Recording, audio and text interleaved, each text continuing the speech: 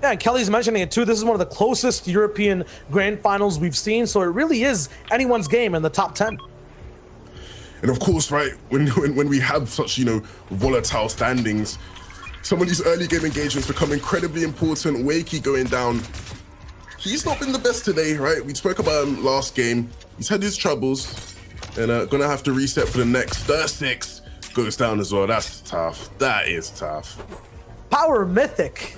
This man is just making all the right decisions for early game and picking up 10 of the freest points I've seen today. Yeah, but how free will it really be? Because when you've got a Nast on your back, things can get tricky. Oh, spoke too soon. Pretty free, man. Yeah. More than free. He's getting paid now, bro. Gold pump. He's got that purple Stark AR. He could choose to even get the burst if he wants to, but I don't know why you would. This AR is so much more versatile, so much more accurate and damage dealing than everything else. We're going back over to retail row, a POI we haven't seen too much of before. In terms of today,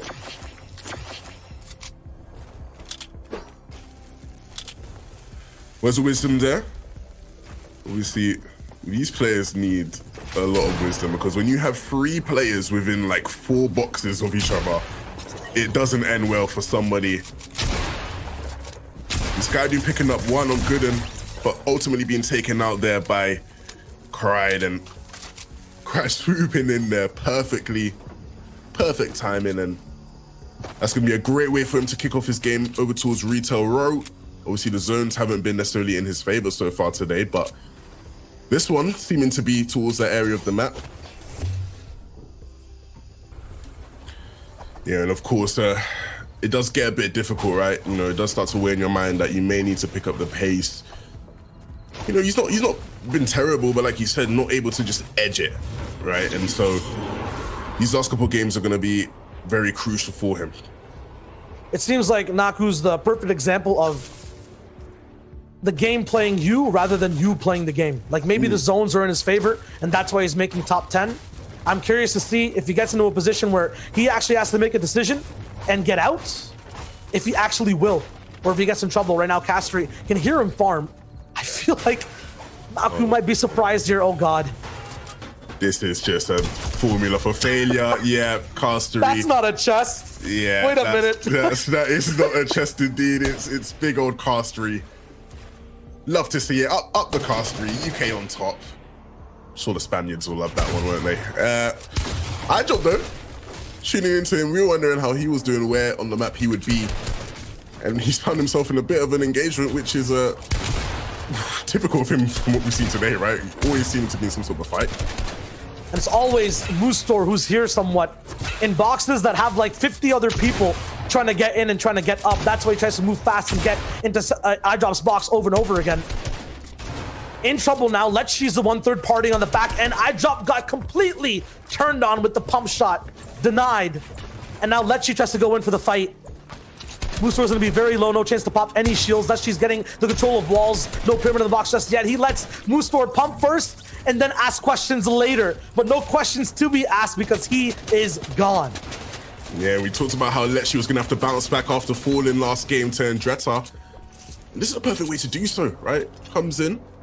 Picks up a cheeky little elimination there. He's got to be careful though, because this area of the map, there are a lot of wandering eyes, and so he doesn't want to position himself in one place like this for too long. Just needs to get out while he still can. Replay down below, Reason picking up elimination there.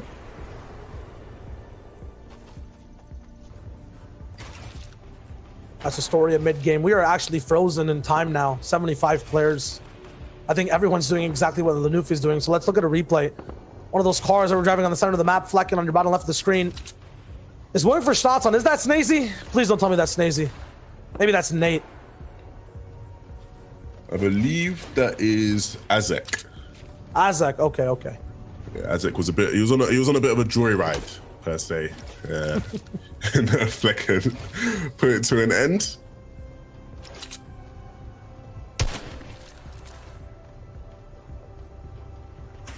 Let's talk about it. Fortnite mid games. Is there anything more that you can do in these positions? Or are you forced to be in this box? Especially Ladouf's position, right? Does he ever want to move from here? Ideally, no, right? If you don't have to. I always like to make the joke about how like this is the point in the game where you just kind of, you know, just chill out, you know, maybe check Twitter, check what's going on the TL, you know. But ideally, no, right? You know, he's there's a reason why I say ideally, right? Because if you ever play a game with your box like this, oh dear.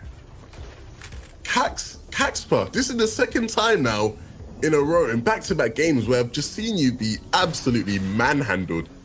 Get it together, son. You know, it's, you know, sometimes, honestly, sometimes it's not by force, you know? It's not by force. It's not. You mentioned it before, right? Storm Surge is kind of hard to get, especially when you're box to box and you can't edit on one side. Because, you know, Savage could be there with an AR on a hill. You got to do desperate things. Sometimes they involve shockwaves or involve shockwaves. Sometimes they involve getting completely, as you mentioned, quote unquote, manhandled. Yeah, that's tough. I don't know. I think that is just a desperation play, right? it honestly is. It's just pure desperation, and so, you know, I do feel for him. Obviously now 2 games in a row where he's just taken out in that mid-game time frame. No placement points available for you, son. Yeah, and that's a fight that can get pretty destructive. Those 2 titans, especially the implications it'd have on the standings, right? Be huge. It'd be a perfect opening for someone like Nate to come in and say, hey, look, this is my time to shine. And Benji completely ignoring everything I've just said because he's trying to get in here and he goes down as a result of it. He shouldn't have. Yeah, that is completely deleted. That's brutal. And Savage gets his loot.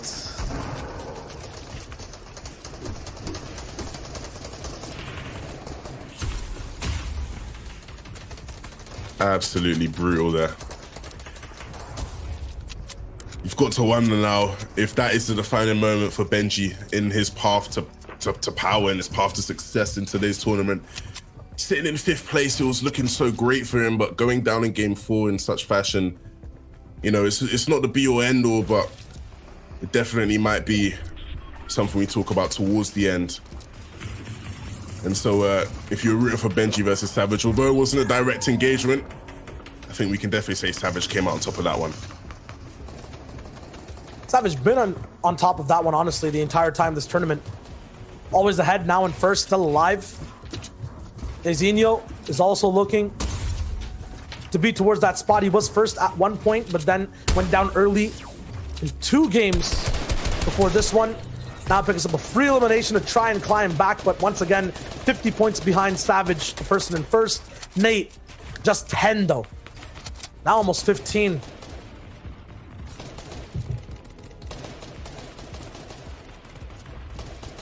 Nate's somebody who sort of reminds me of Janice of last season, right? Where he's not really here to take fights. He's not really here to take any crazy engagements. He really just wants to make his rotations. If he sees an opportunity for high late game, he'll definitely grasp at it. But, you know, if you look at the loot here, nothing to write home about. Not at all. And he actually won that last game having some insane loot to hold height, used shockwaves or crash bats to take it, and then had a lot of rotation, like bouncers, to be able to maintain it too. Right now, no harpoon to grab any mats. Floppers to play zone. It's looking like something you'd play off of low ground, off of staying behind. And oh my god, somehow it gets to survive, but Dexy ends up taking him out. Dexy, not somebody who I've really seen much of since, I think, game 1, right? So nice to see him picking up elimination. I think in game 3, he was there, almost taken out. Mick the Beast, who was ahead of him in position, gets beamed out first. He's left solo. The gas canister on the floor. She loves Fundado might have frozen the replay, trying to shoot it up. There it is. Queasy getting his shield completely deleted after that huge explosion. Yeah, and Queasy now actually making up for that because he takes out Andretta. That was nice. We actually got a pretty good view of that, surprisingly, right? Dexy going down to Truless. We saw he got tagged up really hard there as well before we left his site, and now the rotation's coming in.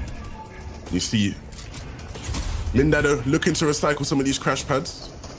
Of course, he's got Pepper available to him. This game is about to start with fast movements. I think it's about 38 people in the zone as it moves. Once it does lock in, that Storm Surge will start to get active, but I don't think players will have to worry too much. Jan is somewhere ahead of the zone. Shift is going to be all the way up towards the front. X-Squeeze also alive in the same position. Have to be careful of Floki, who's on the same layer as Mr. Savage, who's on the same layer as Lecce. All trying to rotate as Castery takes to the skies on a broomstick. A Ghoul Trooper trying to maintain and take height possibly as he waits one layer below it, fighting box to box, looking for the next elimination. Pay attention to the left side of your screen. There's X-Squeeze going for height, but he has no HP. Lanoof might join him in just a second as Squeezy is all the way there on low ground. Yeah, and the battle for high ground looks interesting, right? Frenzy up there. X-Squeeze is obviously up there right now as well. But with the way things are going right now, I'm sure things are set to change.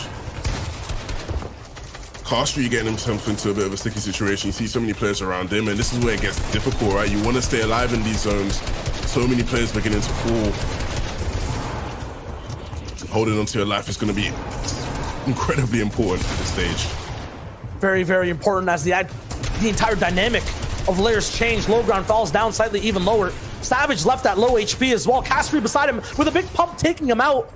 Not too many mats available for Castery to take though. He still has one pocket gas canister left, and he lands right in front of the player on height. He has 2 elims and he has height as well. This could be the way for him to win. Podesai is there fighting for it, though he gets coned off. Castery with the cones, Castery with the wall. Cones by as well to stay on the left side. The piece control on this height fight is insane. Blocks off with 1 ramp. There's 1 bouncer available too. A double reconnect. Podesai gets absolutely dominated in the height fight as Castery wins with 3 eliminations so far. Castery going crazy on the high ground. I said I wanted to see a UK boy win, and it looks like he heard me because this is amazing. Drops the gas canister down, and he's looking to cause carnage on the low ground. He's looking to make it fire straight up. And it does affect a few people, but it's not going to have too much of a say in who gets to survive and who doesn't. Lecce popping the last of his shield, trying to live. Mindao is left there as well on the backside of mid-ground. Lanoof no shields. Dezinho, the man who was in first previously, is alive and can move up as Trulex takes a big pump. Lecce too, beamed out of the sky slightly. Had one little bit of a siphon. It's all up to Castery now though to wrap up this game. Here, and you see there's a battle on low ground, but Castery sitting comfortably above. But is he really? We saw Lanoof go way up. Castery's gonna look to reclaim that now. The broomstick. Yeah, the broomstick comes out and it helps him to reclaim it. And you see Lecce scrambling down below. Mindado has done an amazing job to stay alive, picking up 4 eliminations. Castery takes out Lecce, control action, and now it's his time to drop down. And he's looking forward in the same box. A 1v1 now between Castery and Lanoof. Mindado goes down in 3rd place. Another broomstick play from Castery. Can he cancel it into the pump though? He drops down and takes one. A huge shot though responding by Lanoof. Next to each other. The pump's missed, but the next one hits from Castery. Well, it's going to be Mr. Savage still on top, representing 100 Thieves, 229 points. There's a 21-point difference between 1st and 2nd place. And of course, in 2nd place, it's going to be none other than Kenzel. Vado is going to be holding out 3rd place. Dezinho still holding up on top in 4th.